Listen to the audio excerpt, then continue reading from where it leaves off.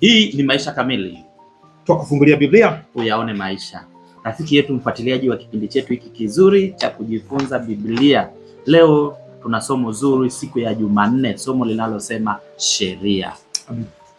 Na kabla tujaendelea tupate kuomba.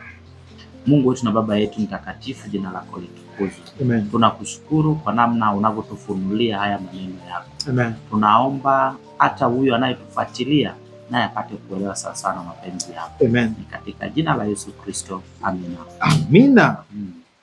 Tunatafuta siri zinazotusaidia kukua katika mahusiano yetu na Mungu, ushirika wetu na Mungu. Amen. Na wiki hii tunaambana dhambi, injili na sheria.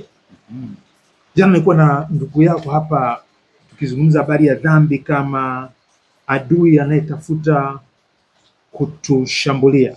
Lakini neno la Mungu limetolewa kama ngome, mahali ambapo tunaweza tukafichama tukawa salama. Amen.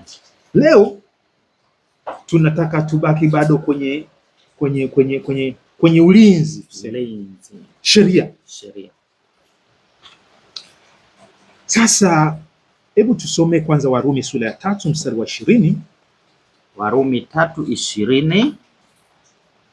Neno linasema, kwa sababu hakuna mwenye mwili atakayehesabiwa haki mbele zake kwa matendo ya sheria, kwa maana kutambua dhambi huja kwa njia ya sheria. Kutambua dhambi huja kwa njia ya sheria.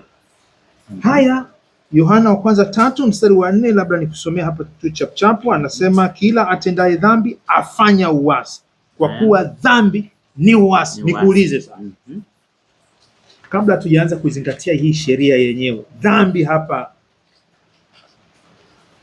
inasimamaje mbele ya sheria? Inahusianaje na sheria? Dhambi ni nini hasa?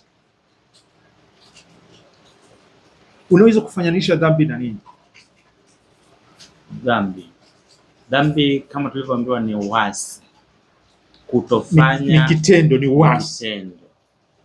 Haya, kutambua dhambi huja kwa njia ya sheria, ni kwamba ili ujue kwamba hii ni dhambi ni kwa sababu ya sheria. Sheria inakuonyesha kwamba hii ni dhambi. Okay. Sawa kabisa, lakini twende tudadavue, twende ndani kwenye hayo majibu. Dhambi inaweza kufananishwa kama na darubini. Sheria mbele ya dhambi inafananishwa kama darubini. Inamulika. Na dhambi ni kama kirusi. Kama kirusi. Kitu kilichojificha hivi kirusi unaweza kukiona kwa macho? Hapana. Lakini ukisema wewe unataka kuoa, twende tukapime damu. Ukaenda kupima damu au shauri mwenzako. Tukapime damu. Awasema hapana, mnahitaji kwanza dawa. Kuna kirusi. Darubini imewasaidia kuona dhambi. Huu mfano unatusaidia, lakini hautusaidii sana.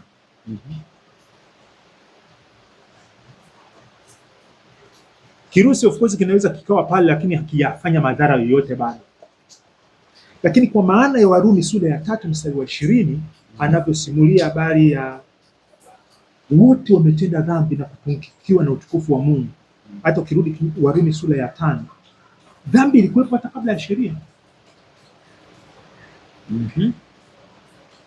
Dhambi ni upungufu, ni kupungukiwa na utukufu wa Mungu,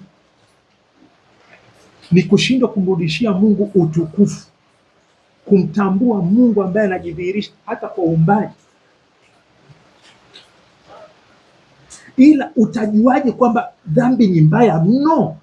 Ndio sheria inatolewa, ndio Sinai ikaja. Dhambi ilikuwepo ulimwenguni hata kabla ya Adam kuanguka pale bustanini. Lakini Mungu aliposema usile matunda ya mti huu, dhambi ikaonekana jinsi ilivyo mbaya sana.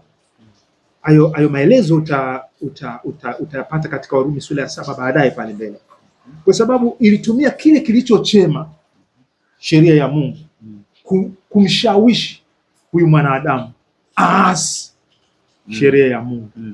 Ndio maana nasema dhambi ni uasi. Yaani sasa dhambi ni kwa watu ambao tuseme waliishi bila kufahamu maandiko, bila kufahamu amri 10, bila kufahamu nini. Inawezekana mtoto alizaliwa dhambini, lakini kwamba amepewa neno la Mungu na bado unafanya dhambi. Kwa hiyo dhambi inaonekana katika ubaya wake zaidi. Hapo unaionaje? Dhambi inakuzia na sheria inakuzia ubaya wa dhambi. Labda tungesema dhambi ni kama kioo. Wewe umechafuka, si ndio? Si ushajichafua. Wewe ni mdhambi, umeshachafuka, si ndio? Dhambi kama kioo, sheria kioo. Sheria kama kioo. Hapo imekaa vizuri. Nashukuru sana. Ulimi. Lakini huo ulimi kuteleza hivyo inamaanisha kwamba nimepungukiwa. Ni kupungukiwa. Ila of course kulingana na maandiko ni kwamba dhambi inatokana na kutomwamini Mungu au sawa. Sasa yani inaonyesha umechafuka au umepungukiwa vizuri zaidi unaposimama mbele ya lile neno la Mungu. Adamu anapokuja, lakini Mungu sasa nikataza kweli, mbona nimefanya? Ndipo dhambi inapoonekana kuwa ni mbaya. Sasa niliambiwa lakini nimefanya. Dhambi inashawishi, dhambi inadanganya, dhambi. Alafu sasa mbona niko uchi? Mbona najisikia vibaya? Ndio ubaya wa dhambi unaoonekana.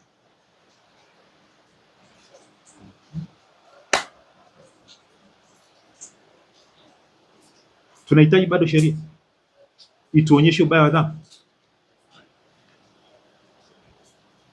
Tunahitaji sheria kuonyesha ubaya, ituonyeshe ubaya wa dhambi ili tutambue ubaya wa dhambi. Mbona kama linakuwa gumu? Tunahitaji sheria ili tuonyeshe dhambi ilivyo mbaya sana. Ndio tunahitaji, ili kuonyesha kwamba dhambi ni mbaya sana, tunahitaji sheria. Sheria ikiwa mikononi mwa mshawishi, sheria ikiwa mikononi mwa nyoka, hapana. Kutushawishi, kutudanganya, hapana. Tuko chini ya hiyo sheria, hapana. Hatuko kwenye hiyo sheria. Sasa hivi sheria iko mikononi mwa Roho Mtakatifu. Warumi sura ya 8. Sheria ya Roho na uzima.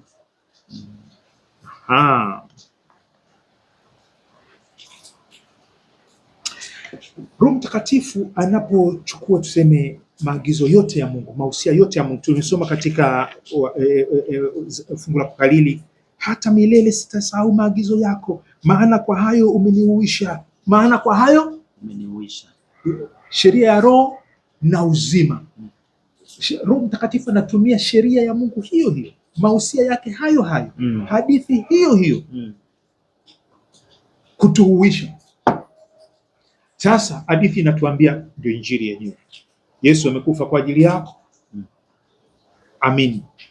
Amen. Ukiamini umetii sheria na sheria imekuokoa. Amen. Kwa hiyo ni sheria ya imani inatuokoa. Ukiamini kwamba Kristo amekufa kwa mujibu wa sheria kutuokoa sisi ambao tulikuwa chini ya sheria. Tunahitaji sheria. Yes, mikononi mwa Roho Mtakatifu ndani ya Kristo Yesu, ituonyeshe uhai, ituuishe. Maagizo yake yanatuuisha Bwana. Maana humu tunapata simulizi ya upendo wake, fadhili zake, anataka nini kwetu, ametuahidia nini. Haya mambo yanachangamsha moyo. Tunga Zaburi ndivyo wakitafakari mausia ya Mungu, anasema nashindwa kulala.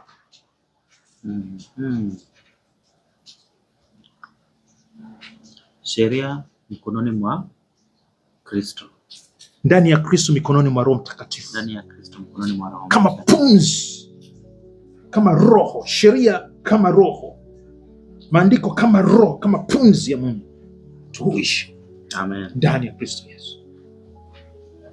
Rafiki yangu, sheria ya Mungu kama alivyoimba mtunga Zaburi ya 119, 93 na 94 tumiwa na Roho Mtakatifu kutuhuisha. Kwa nini tuisahau? Kwa nini tuiweke pembeni?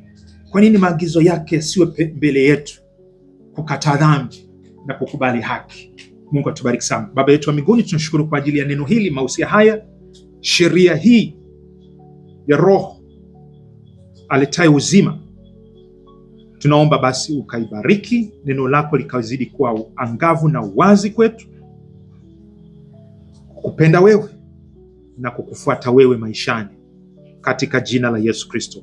Tulete tena kwa maneno haya tunapoendelea kujifunza, kwa jina la Yesu Kristo. Amen. Amen, amen. Basi mfuatiliaji wa kipindi chetu hiki, hapa ndipo tumefika mwisho kwa siku ya leo, ambapo tumeona sheria. Kesho siku ya Jumatano tunakuja kuangalia sheria na Injili.